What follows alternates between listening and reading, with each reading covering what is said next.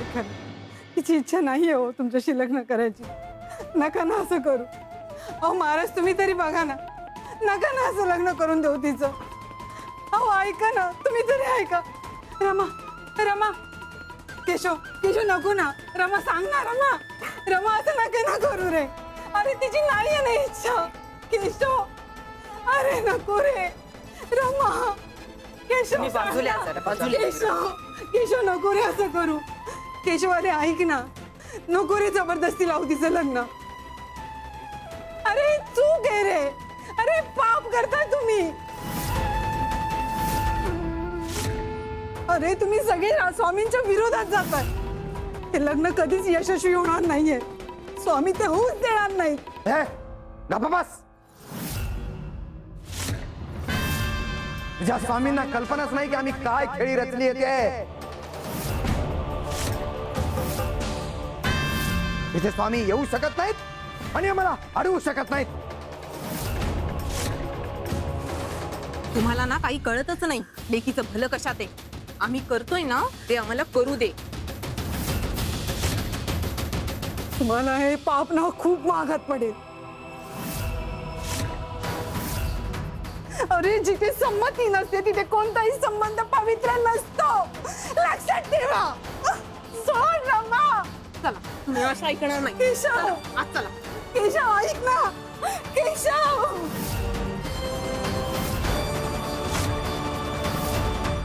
चला लग्नाच्या विधीला सुरुवात करूया. तसंही हरिप्रियाला दुधातून गुंगीचं औषध दिलंय. बेशुद्धच आहे ती. आता एखादा प्रहर संपेपर्यंत तरी तिला काही शुद्ध येत नाही. मग तर तिने विरोध करायचा प्रश्नच नाही, कारण ती शुद्धीतच नाही. आणि जेव्हा ती शुद्धीत येईल तेव्हा तिचं लग्न झालेलं असेल आणि मग तिला आणि तिच्या स्वामींना हे लग्न स्वीकारावंच लागेल.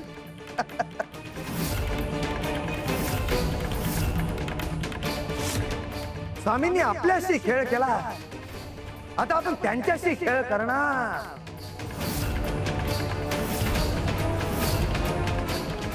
चला सुरुवात करा विधीला.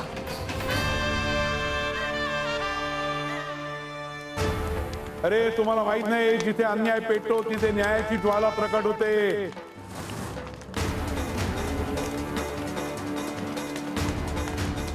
कप्प्यानं विणलेलं जाळ सत्याच्या एका ठिणगीने जळून खाक होतं. अंधार कितीही गडद असला तरी एक ज्योत पुरेशी असते तो नाहीसा करायला.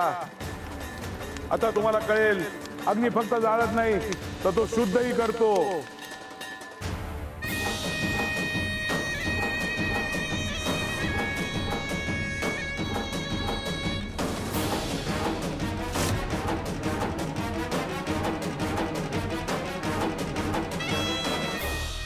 शुभमंगल सावधान.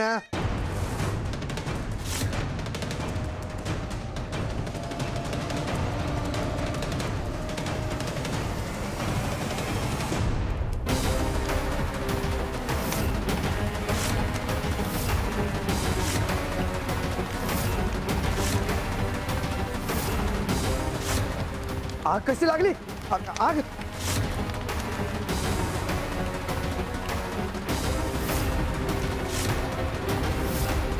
महाराज, अहो ही आग कशी लागली? हे सगळं कोणी मुद्दामून करतंय का? मंगलाष्टका वगैरे राहू द्या, वेळ वाया घालू नका. ए चल, त्या गळ्यात मंगळसूत्र घाल.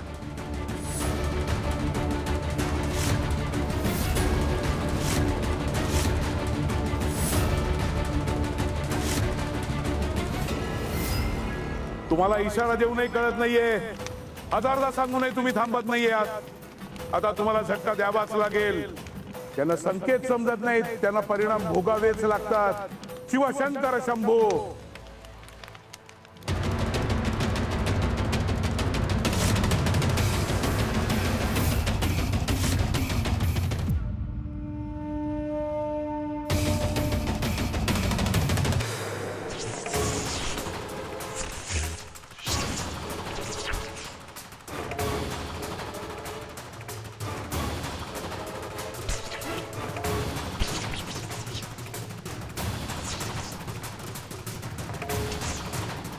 मोठे साहेब, मोठे साहेब, मोठे साहेब, काय होतंय? मोठे साहेब, आता लग्न कसं लावणार? हे सगळं त्या स्वामींनीच केलं असणार.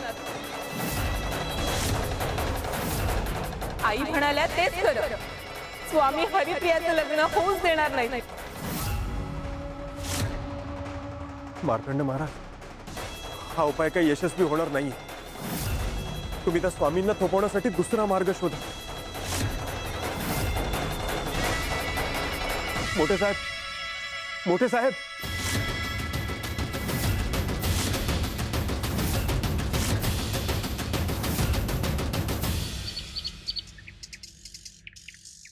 भाजीतनं थोडेसे पैसे वाचवून ठेवले, आता गाठी. खजिना कोणी दिसत नाहीये. कपिले, कामाला लागा. खजिना, खजिना. हे काय आहे? खजिना नाही आहे. कपिला ताई, हे काय बघताय? अहो, मला वाटलं खजिना आहे, तर हे निघालं. तुकारामांची गाथा, ज्ञानेश्वरी. अहो, हा तर भक्तीचा खजिना. पण हा कोणी आणला इथे? तेच तर. अहो, इथे कोणी ठेवला? तुम्ही मागवलं होतं का? हा? अहो नाही हो, मी नाही मागवला. आधी टाळचिपळे आल्या आणि आता हे संतांचे ग्रंथ. स्वामी देव कुठल्या तरी सोहळ्याबद्दल बोलत होते. स्वामी आले. हा?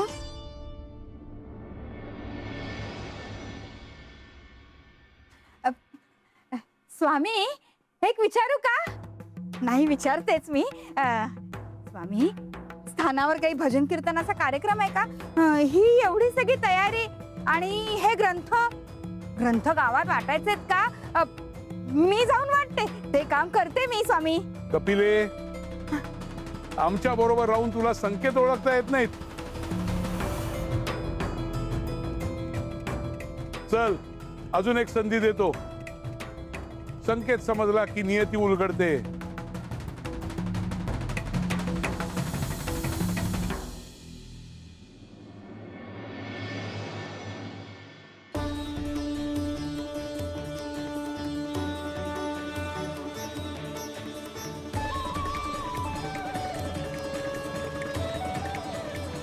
कपिले, हे आलं का लक्षात? स्वामी, तुम्हाला नेमकं काय म्हणायचंय काही कळत नाही. स्वामी, सुंदरा मावशी, अहो स्वामींना नेमकं काय सुचवायचंय काही कळतच नाहीये. अहो, कळ्या उमलणार, त्याची फुलं होणार, हे आधी फुलपाखरांना कळतं. अहो, जे येणार आहे ना, त्याची चाहूल आधीच लागते. नाही, पण ह्या सगळ्या टाळ चिपळ्या आणि हे ग्रंथ, त्याचा काय संबंध? मला असं वाटतं काहीतरी विशेष घडणार आहे किंवा कोणीतरी विशेष येणार आहे. अहो, सोहळे असे अचानक नाही घडत, त्याची चाहूल आधीच लागते. यावरून एक गोष्ट मात्र नक्की, जे घडणार आहे किंवा जे घडतंय ना, त्याचा संबंध हरिप्रियाशी आहे. जिथे भक्ती, प्रेम, ज्ञान एकत्र येतात, तिथे सोहळा घडतो. श्री स्वामी समर्थ. लहानपणापासून असंच होतं. कोणच नव्हतं माझ्यासोबत, फक्त एक आई होती, तिच्याशी बोलायचो आणि हे सगळं. माझा कोणच मित्र नव्हता. सगळे तुझ्यासारखे चांगले का नसतात हरिप्रिया?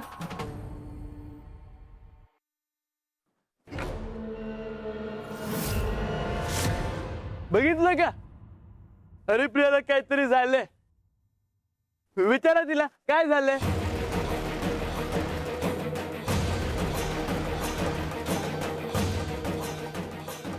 बघ सगळे विचारतात का गप्प आहेत तू.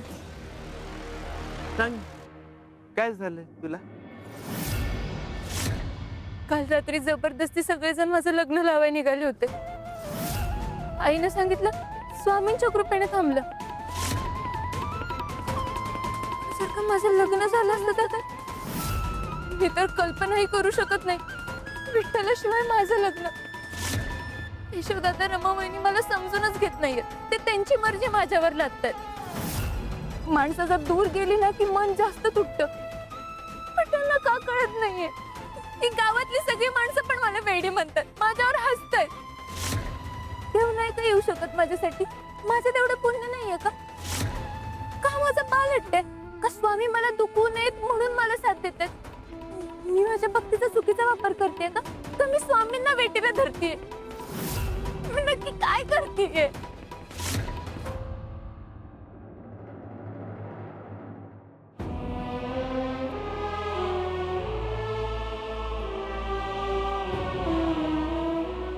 निर्मला, मला खूप जास्त प्रश्न विचारले ना.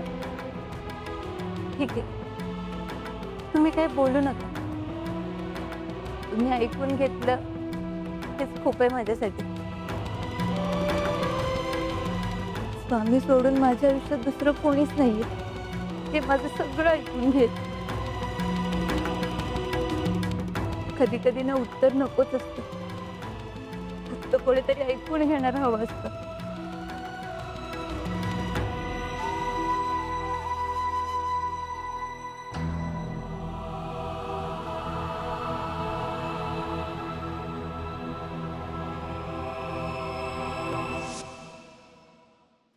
तुझ्या सगळ्या प्रश्नांची उत्तरं तुझ्या समोरच आहेत हरिप्रिया. तुला ती वाचता येत नाहीये.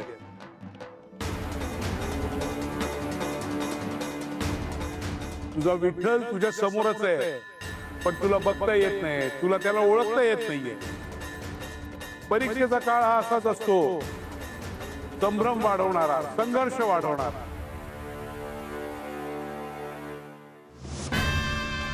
अधिकाराचं लग्न लांबतंय ही चांगली गोष्ट आहे. या ना त्या निमित्ताने आणखी धन उकळता येईल. मार्तंड महाराज की जय. ए, शांत बस, शांत बस आता.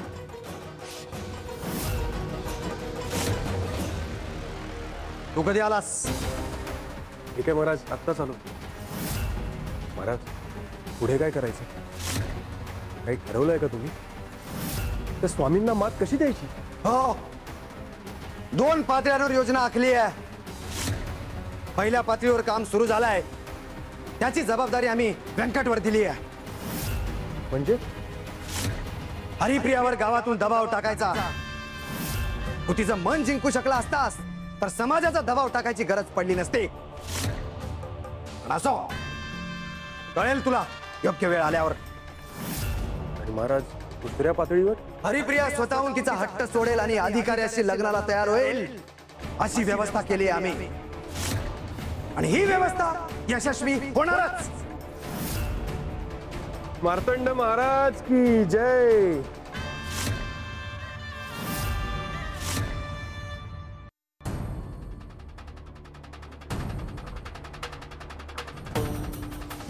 सावळ्या पाडू नका.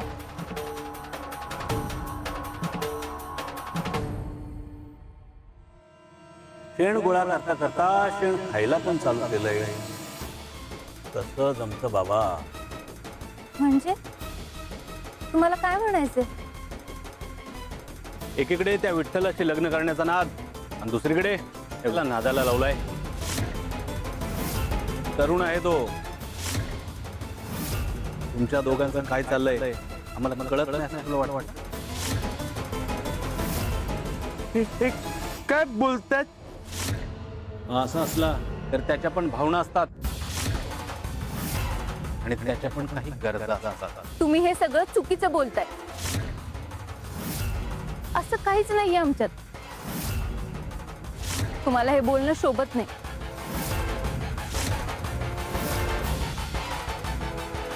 चला. काय चुकीचं बोलतायत ग ते? गावात तुमच्याबद्दल चर्चा चालू आहे. एक जण चुकीचा असेल ग, पण सगळेच कसे चुकीचे असतील? हे बघा, कृपा करा पण असं आमच्याबद्दल काही बोलू नका. तुमचं तसं काहीच नाहीये. हो ना, मग का राहतेस त्याच्यासोबत? आणि का ग एवढा पुळकाय तुला त्याचा? नातं आहे पण म्हणतेस आणि नाही पण म्हणतेस. मग त्यापेक्षा त्याच्याबरोबर लग्न का करत?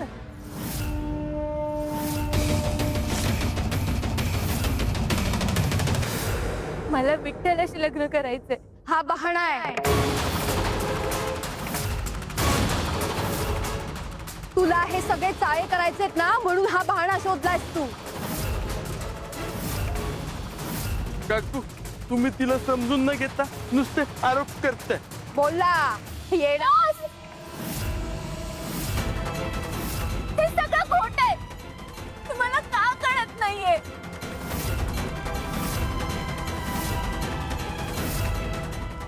आमच्यामध्ये असं काहीच नाहीये. किती वेळा सांगू?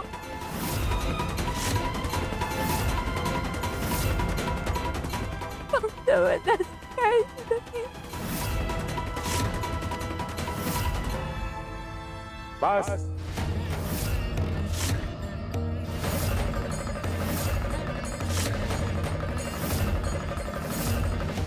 स्वामी, बघा ना हे सगळे कसे बोलतात. शांत हो हरिप्रिया, शांत हो. ए कावळ्या, अरे तू मोर आहेस. तू किती चांगला दिसतोस तुला माहितीये का? आणि हे पोपटा, तू दुसऱ्या पोपटाचा पेरू का चोरला रे? स्वामी, तुम्ही असं का बोलताय? मी त्या कावळ्याला मोर म्हणालो, पण म्हणून तू आनंदाने नाचला का? नाही. कारण त्याला वस्तुस्थिती माहिती.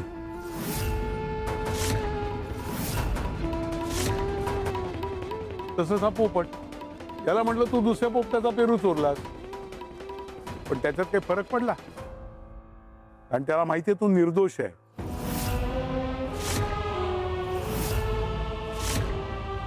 हरिप्रिया, तसंच तूही निर्दोष आहेस, तुला माहितीये नाही का? ज्याला स्वतःची ओळख असते ना, त्याला जगाच्या शब्दांचा फरक पडत नाही. स्वामी, आणि तुला माहितीये तू निर्दोष आहेस, मग तू ह्या लोकांच्या निराधार आरोपांकडे का लक्ष देतेस? सत्य समजलं की मन शांत होते. पटलं ना?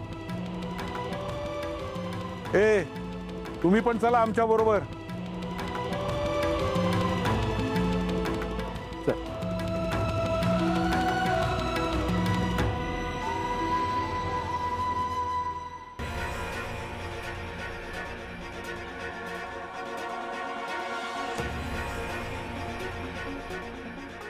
रखमा, पुढे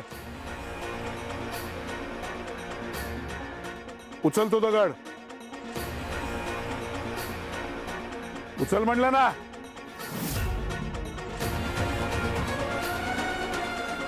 बस तिथे.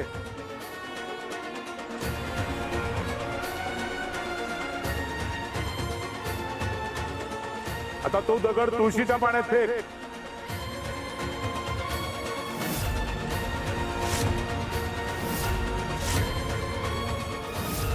हेच म्हटलं की नाही?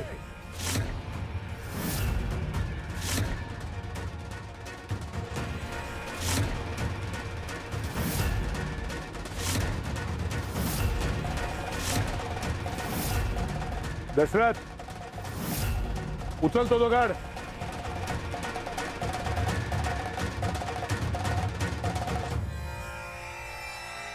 राम, तू कुठे तिकडे निघालास? तू तिथे चिखलाजवळ बस.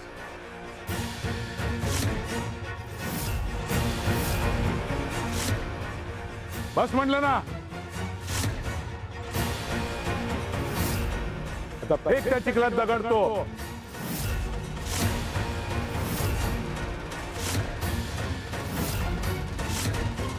एक म्हटलं की नाही